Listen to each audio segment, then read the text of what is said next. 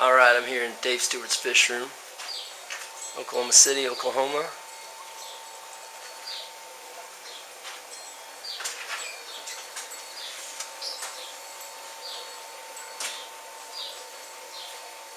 He's got some gorgeous angels.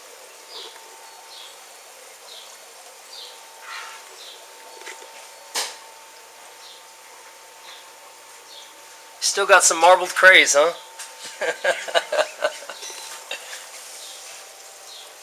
Peacock gudgeons.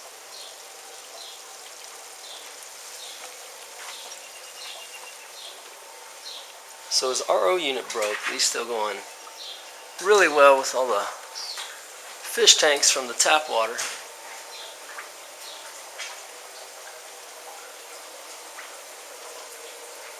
So is she just wanting your angels, or are you breeding anything else for her? I have some barbs for her. These, she likes these ruby barbs. Oh, the ruby barbs are gorgeous. She likes those, and then she does take some shellies from me, but she doesn't really want very many of them. How are you breeding the ruby barbs? I put them in here in these glasses with the marbles. Marbles. I have 2 females in here right now that I'm kind of waiting. I probably should put males in there right now with them, and then I just move them down. Like a day here, a day there, a day there, a day there. Okay. And then I put them back and see if any fry show up. And then you just feeding them brine shrimp right away, or do you have like vinegar eels or microns or anything? I just do brine. It's the easiest thing. Yeah. Way easier than all that stuff. I had vinegar eels for a while, but man, they're just kind of a mess. I probably need to get another set of them. Because I'm going to start breeding rams again. Like blue rams? Electrics. Okay, yeah. They're right here. Those are gorgeous. But these right now are just in your tap water. Yeah. So you have to get that RO unit going. They'll breed in tap water. They'll breed in your tap water? You just can't get as many fry. That's how much the fry. I have these and I have some long fins. Down here should be some long fin blue electrics in there. Really? What's the tap water coming out over here? It's high pH and it's like 400 parts per million. Yeah. Which is not crazy, but it's not good. I'm noticing you have angels here with fry. Yeah. There's angels here with fry. And then there's angels over here with fry. Yeah. There's some blacks in here. These raise their own just fine. Once they get big enough, that batch in that tank over there, I just take them out of here and throw them in there.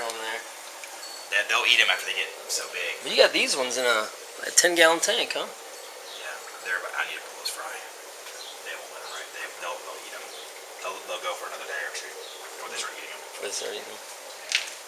And I have a tank down there at the very bottom has a whole ton of peacocks in it. Yeah. But they're smaller. So here for the video, tell me how you're breeding your peacocks. I guess they're breeding in this tank or this tank? Yeah, they're breeding in this tank. I just cut a whole bunch of these tubes. In fact, these tubes probably have eggs in them. Just take these tubes and usually just let them in the sediment like this with the back of it's just barely. Oh, okay. And then there's that one in there. Now, are you removing the tubes, or are you just letting them in there and there's kind of community breeding? Yeah, well, if you want to raise them, what you do is you put a whole bunch of tubes in there and put a whole bunch of fish in there, and then you just go through here once a week or so and pull the tubes out, and then just get a brush. Just get a brush like just a regular scrub brush, and just brush them into a glass bowl like this. Just put a hair stone in there until they hatch. Until they free swim. Okay. Then you can just dump them in a tank. So they aren't hatching and going in here really. No, they'll eat their own. Okay. So you have to separate them. Will just get eaten. But I mean, if I take 2 or 3 tubes, that's probably 2 or 3 tubes that are in that tank. So they raise up just fine, and they love this tap water. So I guess, but I love those peacock gudgeons. They're really pretty. Beautiful. Just no one in town really can take enough of them from me, so I kind of stopped breeding them. Yeah, and these freaking crayfish. Every time I think I'm getting rid of all of them, there's one left. I have a tank full of crayfish that are from you. I can't get rid of them because every time I think I've gotten rid of one of them, I find one in a tank somewhere. Right. And it's eating all my fish. I can't figure out why. I'm like, ugh. This was a few weeks ago. She over at the pet store, she's like, don't bring me one of those. I'm like, oh, I'm doing that. You know, a few weeks ago I had my roommates, I guess they came back from dancing. and I saw the message in the morning saying, "Hey, one of your big shrimp got out and was on the floor." I'm surprised I didn't hear screaming or something, because one of the crayfish had gotten out. They just put a cup over it, not in water or anything. Just put a cup on it on the ground. Just make sure so I got up in the morning and I see it. I throw it in the water. It's just fine. Yeah, they don't seem to be too weak. They can survive pretty much anything. So your setup here, Dave, you've got. It's like you replaced these LED shop lights for your lights. I started to, yeah, because the heating bill for this place is kind of high. Right. I mean, the air conditioning bill. The heating bill, actually, the problem is, now I have to heat more. Because I had tons more fluorescence in here. And I never had to heat this room. I mean, in the wintertime, it would still it would keep it at because of the fluorescence. Just the heat of the fluorescence. Now, were you running a dehumidifier as well at all? Or? I had one. It broke, and it didn't seem like it mattered. Okay. So it's easier just to open the door and leave it open. Because I know sometimes the dehumidifier will heat a room as well. Yeah, it does. It does. So. Just kind of a maintenance. Would you say you're more of a plants over fish guy or fish over plants guy? I'd rather do plants because they're easier to ship. You see, I make quite a bit of money on plants. Yeah. Well, your plants are they've always been amazing. Silly in a way because I have so many fish. But are you breeding these Odessa barbs as well? Yeah, I have. They're gorgeous. There's a pair in there, and I thought I got all fry out, but there's still 2 big ones in there. And then I have some down there, and then I have some in that front tank. You can see them. No. Yeah, I'm trying to get them to color up. As soon as they color up, they'll be gone. Yeah, those Odessa barbs are gorgeous. What I don't have guppies. I'm gonna try to get them more guppies because I can't get rid of guppies. Yeah. Now you have in this room, you've got windows on 2 sides of it. How has that helped with like the fish room and the plants and stuff? It hasn't really affected anything. Yeah. It can be a total darkness, I think. That side over there is really good plant growth though, so maybe that's part from the windows. Yeah. I have some orange flash cockatoides and some triple reds that have fry somewhere. There's an orange flash. There's an orange flash right there. I can see them at the top. Oh yeah. Here's the triple red, and the female's in here with babies somewhere. And they're breeding in this tap water as well? Yeah. I bought them and put them in here a week and a half ago. And she laid eggs immediately. That's incredible. So I'm not sure what kind of tank she was in before, but... Now I know you're doing brine shrimp for the fry. Are you giving some to these adults and stuff that you're... Only if I'm trying to get them to spawn. Yeah. So I'm not really... What's in here? I thought there was some more Odessa barbs in here. Yeah, that's him.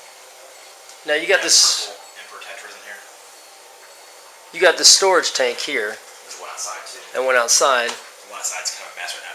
When this thing failed, I went out there trying to figure out what was going on, and so it's all kind of torn up. Okay. What kind of pump were you running to get it to the lines?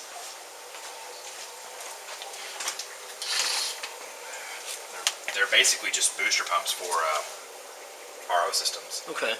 But you can run them dry. Oh, nice. I mean, so if you forget about it, it's fine. It's like a little diaphragm pump. Yeah. So I bought 2 of those. There's one underneath that tank, and there's one over here. That one brings it in from the outside. Okay. And that one pumps it out of this tank. So normally when I turn it on, it turns on both of them. So I'm pumping water from that tank into the fish tank, and then water from out there into this tank. So it's like it's out, in, and into so there's double. I don't know what you call it. This is normally in the wintertime. That's out there is cold. And this Right. is warm. So Yeah. I have to bring it in here first. And so you It have... doesn't matter. I can just pump from outside straight.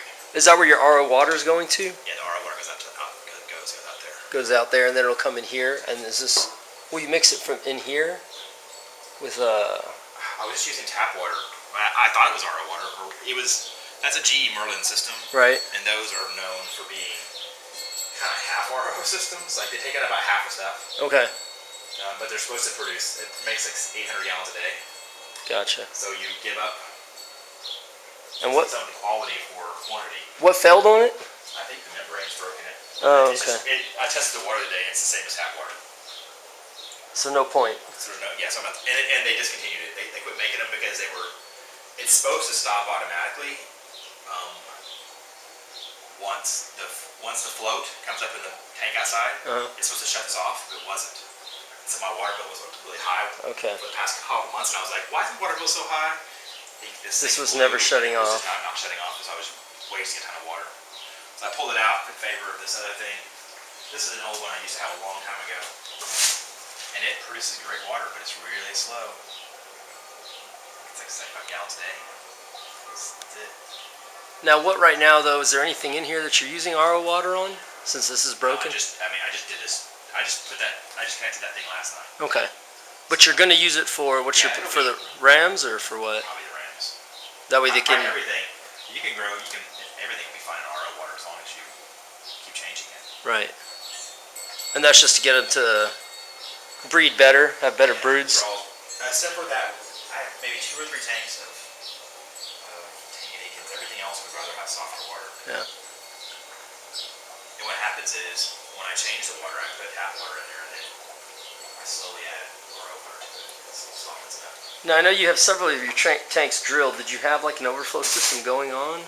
Yeah, all these are drilled. Okay. Everything's drilled. And they're going into. They go underneath. Oh, okay, right here. Yeah, they go into there and then they go all the way down.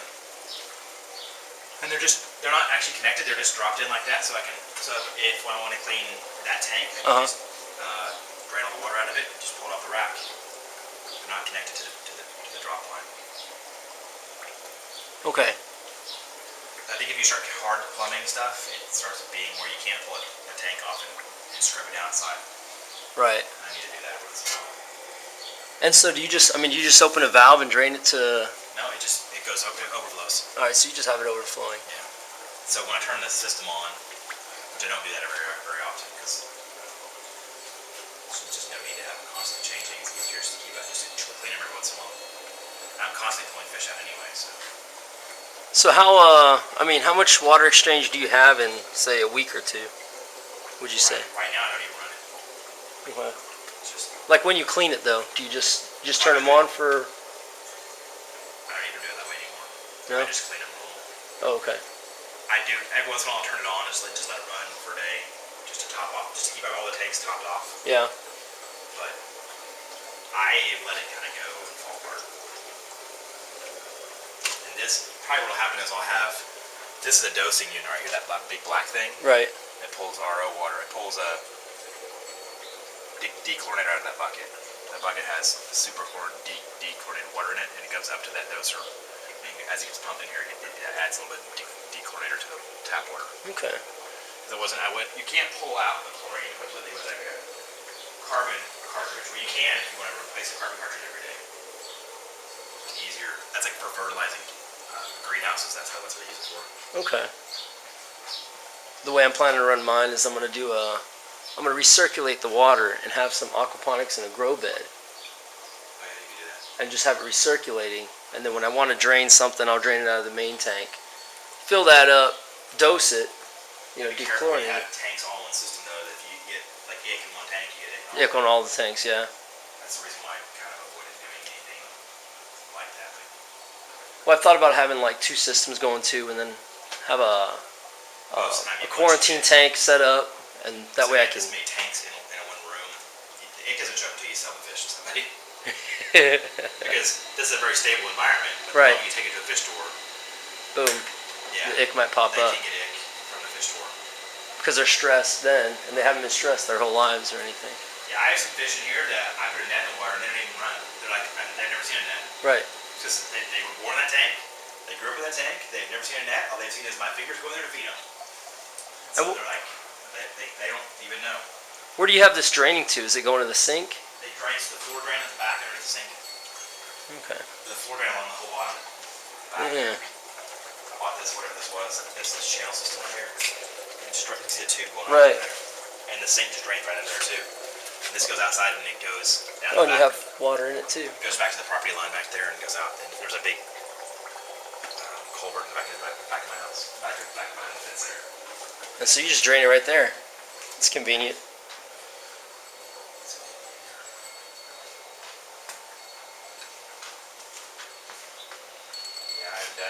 I travel a lot more now than I used to.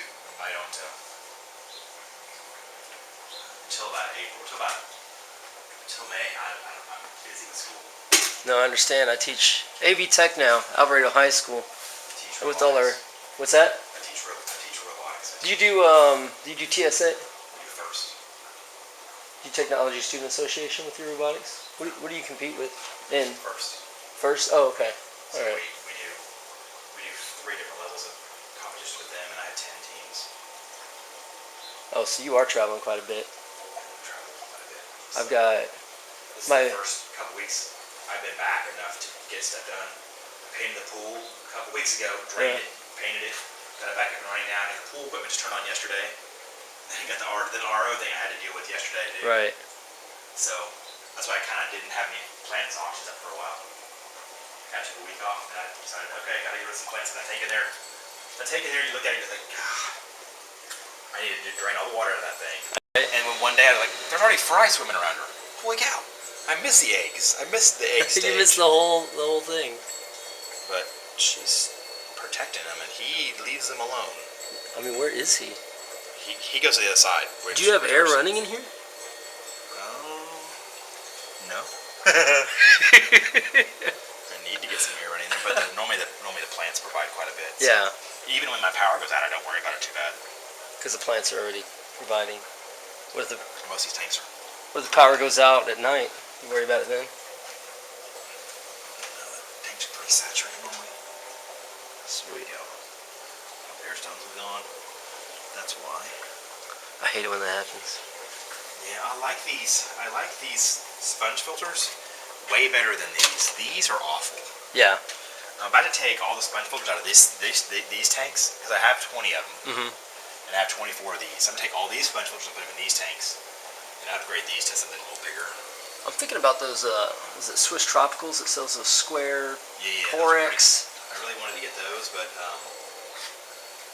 these are way more easy to get. I mean, I ordered fish food from that guy. What's the guy's name?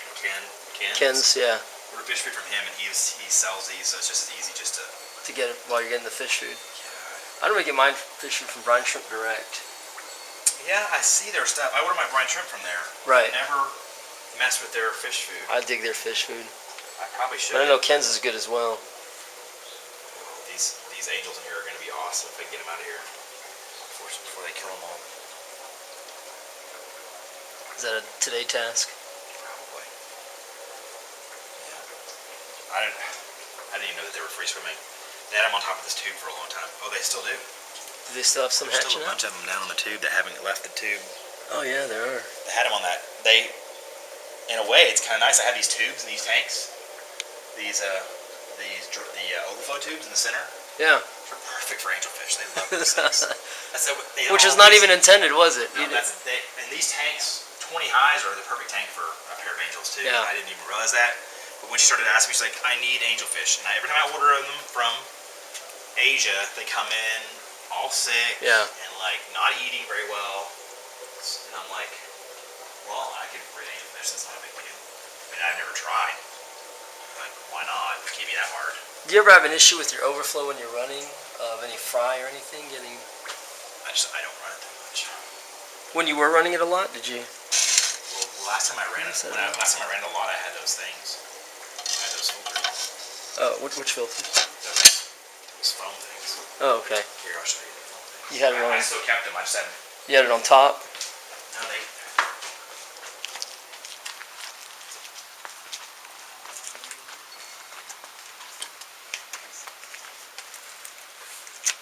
There's some wasps in here.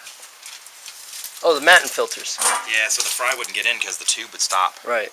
below there, and then the fry couldn't get in. But the problem is the fry would get like around the wall because these didn't fit perfectly. You can even tell that used to be Pelia that was growing in there. But they sell these with like a smaller. Yeah. You can get this different. I decided that dividing up all my tanks was not the way I wanted to go. And I spent a lot of money on this stuff, or just sit here. But that isn't even the stuff that Swiss Tropical sells. That's a different kind of stuff. Oh, is it? Stuff that Swiss Tropical sells is better. But it was way expensive. And I was like, I don't think I'm going to spend that kind of money. And do you really need it with all these plants you have anyway? No, I don't. No. The Matin filter. I mean, The best. If you can get moss to grow up to like here, like almost Yeah. all the way high, and then just have the parents on top. yeah, The fry will always go to the bottom. right. I'm trying to set up some of these 5s as guppy tanks. I'm just gonna fill them full of moss to like here, and just put the parents on top. Yeah. And I may even get some kind of piece of like this stuff. This is like cross stitch. Yeah, yeah. Get that and get a piece cut and have it go and have it laid on top of the moss so the parents can't get down into it. Like have it where it's moss, and then top, and then put a whole sheet of that mesh down top of it, and have the parents on top of that, so that the parents can't get in there at all. But I think with I the gotta moss look itself, you're gonna have a ton I of gotta guppies look anyway. I know if you look into live bearers, those fry are hiding. Once these angelfish fry, you can tell when they're this size. Yeah. You look at them, they just look like regular old fry, nothing special. No, yeah. And then once they start getting that little, when they start Like getting that, like that right? triangle Almost dimes. shape, Yeah, yeah. Then they're then I throw them over there. gorgeous. See my freaking leak. It's still leaking. But if I pull the moss out of this tank, she would lay so many eggs. Where'd you get these lights? Sam's. The LED shop lights, huh? Yeah, I was gonna just buy LEDs because I'd use a lot of LEDs for robotics. Right. And they make those LEDs that are like all enclosed inside plastic, you know? Yeah. It's like a little strip, But I thought these were better because they have kind of a reflector on them, and they're all waterproof. Like the transformer, whatever you want to call it. The transformer is hidden up inside of them. Right. It just made it easier. I kind of hurriedly put these up because my other. Less than half a dozen showing, and now they're. There's another over here. There's 2, 3 more blocks over here. Come on. Oh, gorgeous.